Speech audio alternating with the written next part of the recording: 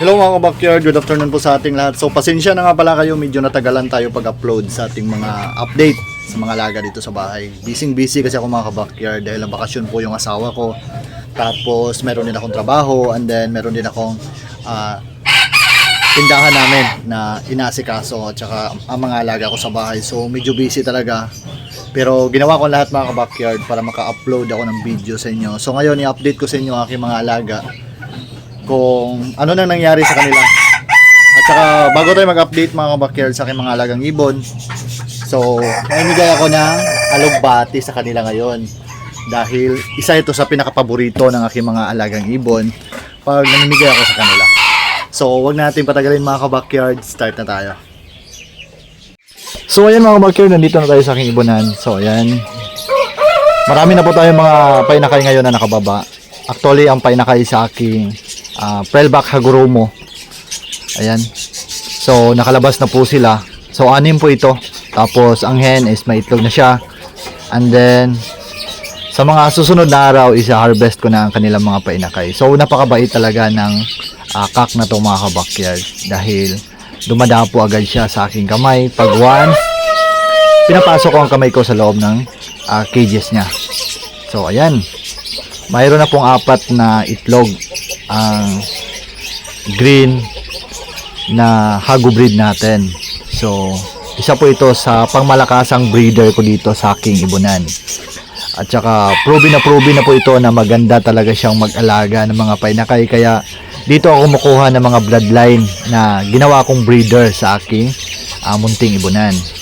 At saka ang ganda po niya na mag-alaga ng mga inakay, and then marami po siyang nabubuhay pag once nag-start na po ma-hatch ang kanyang mga itlog. So dito naman sa kabila, ito yung parisa natin na Rainbow Material Parakeets female at saka itong Prellback Hagurumo male. So ayan, mayroon po siyang 4 na mga painakay ngayon at saka mayroong nakalabas na crested, and then ang iba dito is wala po silang crest.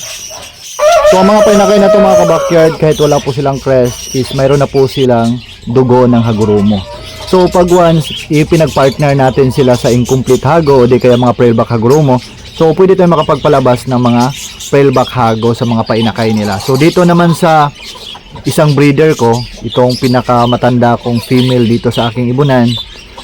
So baka nagtataka kayo mga ka-backyard dahil mayroong 2 dito na Prellback Hago. So ang itlog po na to is isa po itong itlog sa aking breeder na hindi na niya nililimliman ang kanyang itlog. So ang ginawa ko, pinapostiran ko sa breeder ko na normal parakeets.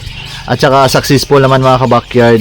Ayan, kitang-kita nyo na mayroon pong 2 itlog na na-hatch ang ibon na pinapostiran ko. So dito naman sa kabila, ito yung parisa natin na Rainbow Material Parakeets Badges. So ayan, malaki na po ang kanyang mga painakay. Tapos 4 po ang naibigay niya sa atin. So ang pang-4 is nasa dulo, medyo malaki na. So isarado natin mga ka-backyard dahil medyo silan po ang breeder na to. Kaya hindi ko hinahawakan ang kanyang mga painakay dahil nga bugbugin niya tapos patayin niya pag once hinahawakan ko. Kaya ang ginagawa ko dito is tinitingnan ko na lang kung ano na nangyari sa loob, mabuti ba ang kalagayan ng mga painakay niya. So pag mayroon kayong ibon mga ka-backyard na masilan, huwag nyong hawakan na hindi kayo nakababad sa patoka.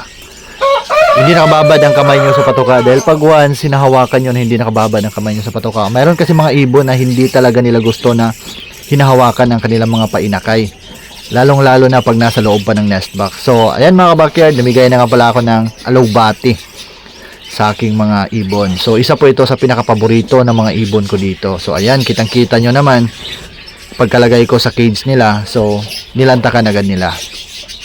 So ganito ka takaw ang aking mga alagang Parakeets Badges pag once nagbibigay ako ng mga alugbati sa aking ibonan. So ang pagbibigay ko nga pala ng alugbati mga ka-backyard sa aking ibonan is nagbibigay ako 3 times a week.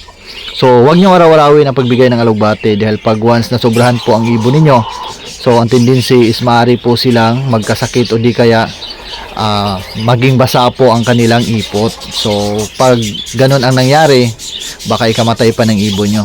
So mas mabuti na 3 times a week o 2 times a week kayo nagbibigay sa inyong mga alagang ibon ng alugbati. So dito naman sa baba, ito yung parisan ko na English Badgie Yellow TCB.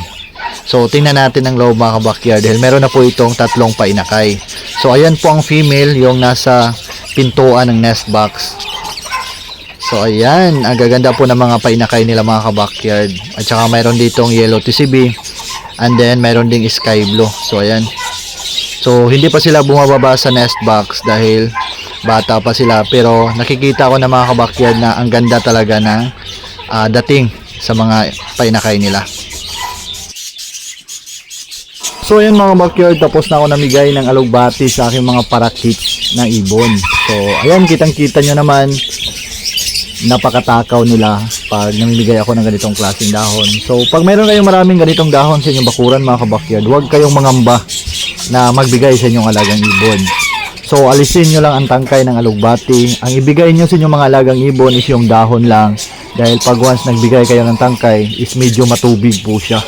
So delikado po sa ating mga alagang ibon, baka magtais. So ang ginawa ko dito sa aking ibonan, ang ibinibigay ko sa kanila is nagbibigay lamang ako ng dahon.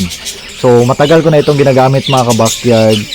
Nung una ako nag-start sa pag-alaga ng ibon, so proven and tested ko na ito na maganda talaga sa ating mga alagang ibon. At saka marami din silang mga natural vitamins na pwedeng makuha dito pag once namimigay tayo ng alugbati. So ayan mga ka-backyard, dito na magtatapos ang video natin.